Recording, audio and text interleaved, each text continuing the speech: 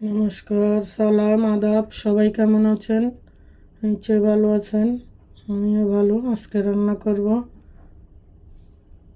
Copy শাক দিয়ে চিংড়ি মাছ। কপি শাক দিয়ে চিংড়ি মাছ রান্না করব।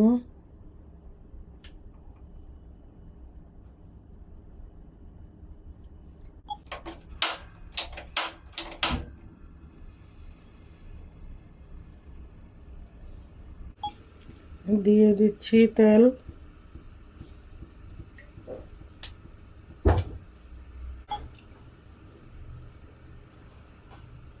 দিয়ে দিচ্ছি রসুন কুচি,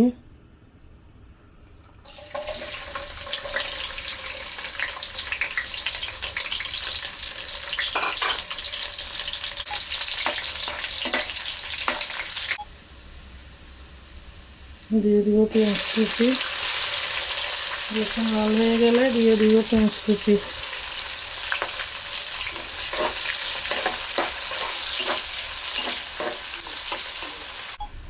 দিয়ে দিব চিংড়ি মাছ।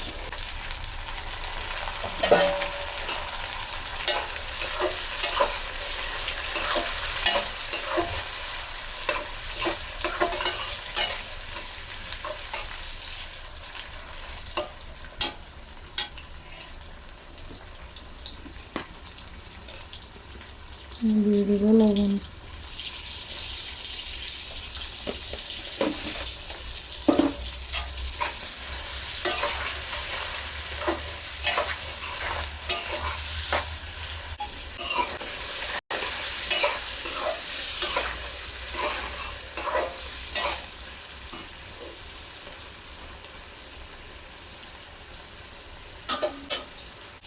দিয়ে দিচ্ছি টমেটো।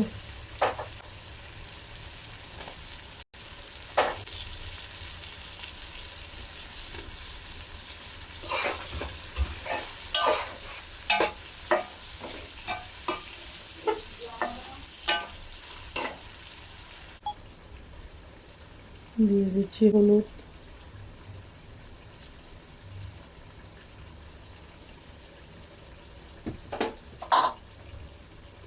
দিয়ে দিচ্ছি মরিচের গুঁড়ি সামান্য।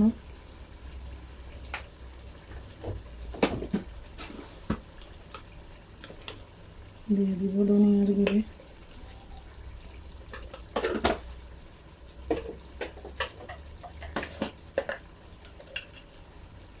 দিয়ে দিব জিরার গুঁড়ি সামান্য।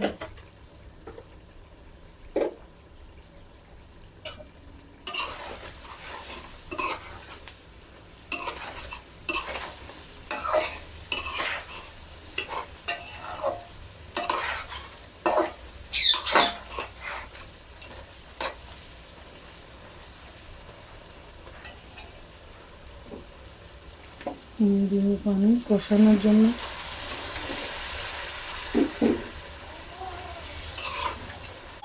দিয়ে দিব আর অল্প পানি।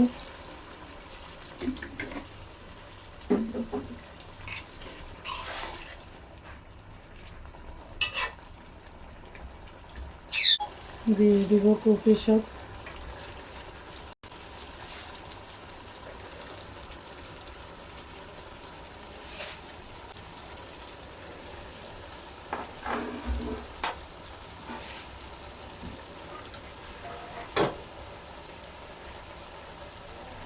নেড়ে দিব।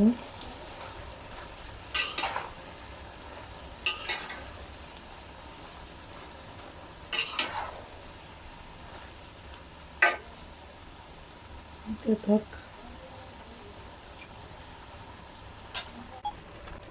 দিয়ে দিব কাঁচামরিচ। এখন দিলে সেন্টটা ভালো আসবে। দিয়ে দিলাম। এখানে কাঁচামরিচগুলো জল নেই।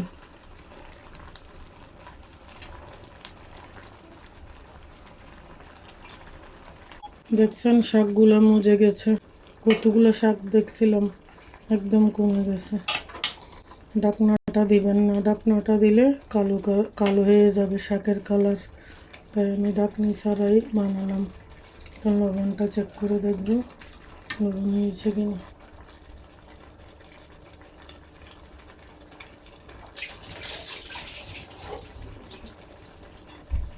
একটু করে লবণ দিব, কম হয়েছে।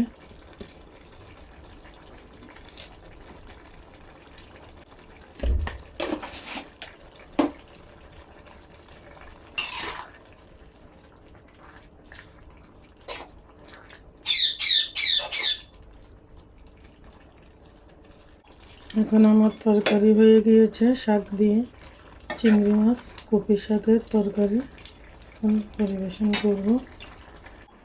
আমার শাক দিয়ে পালং কপি শাক দিয়ে চিংড়ি মাছের তরকারি হয়ে গেল। পরিবেশন করে দেখাচ্ছি।